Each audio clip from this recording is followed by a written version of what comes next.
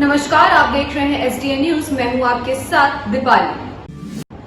जातिगत जनगणना को लेकर बड़ा घमासान छिड़ गया है। केंद्रीय मंत्री गिरिराज सिंह ने जातिगत जनगणना को लेकर बड़ा बयान दे दिया है।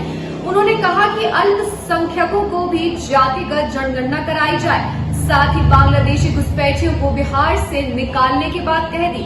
इधर AIMIM के विधायक अख्तरुल इमान गिरिराज के बयान पर पलटवार करते हुए कहा कि राष्ट्रीय स्तर पर जातीय जनगणना होनी चाहिए।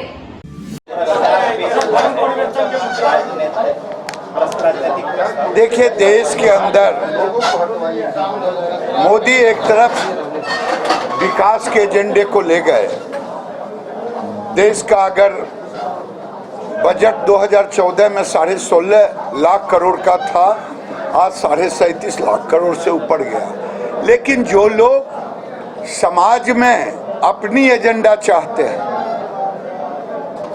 उसमें मेरे जैसे व्यक्तिगत राय पूछे गए, तो आज की तारीख में देश में धर्म परिवर्तन का एक सख्त कानून होना चाहिए। आज प्रदेश बिहार सरकार के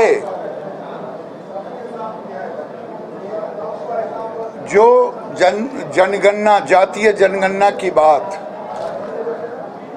तो जातीय जनगणना से मुझे कोई, मैं उस जातीय जनगणना के साथ खड़ा हूं, लेकिन जातीय जनगणना में ये भी होना चाहिए मुसलमानों को भी जात के श्रेणी में लानी चाहिए, क्योंकि फायदा लेते हैं जातीय जनगणना में हो।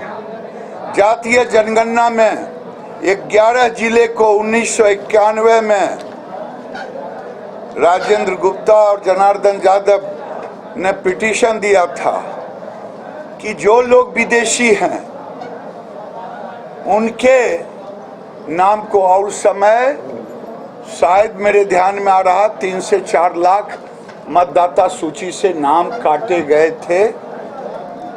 आज मैं कहता हूं उस पर भी जातीय जनगणना में उनको नहीं शामिल करना चाहिए।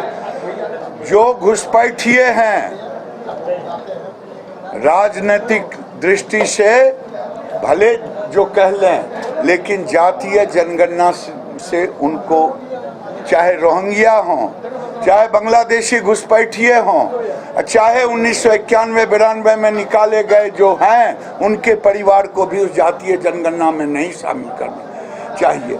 मुझे कोई दिक्कत नहीं, लेकिन अब समय आ गया है कि देश में अल्पसंख्यक पर पुनर्विचार होनी चाहिए, कि देश में अल्पसंख्यक की परिभाषा को पुनर्विचारित करने की जरूरत है।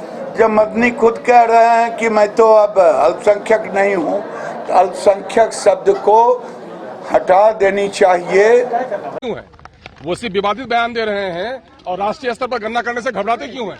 शोषितों और वंचितों का कब तक हकमारी करना चाहते हैं? हम चाहते हैं कि गिनती हो। गिरिराज सिंह, पहले अपने कथन में अगर सच्चे हैं तो राष्ट्रीय स्तर पर जनगणना करने से घबरा क्यों रहे हैं? उनको राष्ट्रीय स्तर पर जनगणना करानी चाहिए, है ना। और सच को आज का, और जाति सब धर्म में है। और सबसे बड़ा मामला यह है कि शोषित और वंचितों की गणना के लिए साइंटिफिक तौर पर आज के डेटा कलेक्शन का मामला होना चाहिए, ताकि उसके लिए नीति निर्धारण करने में आसानी हो।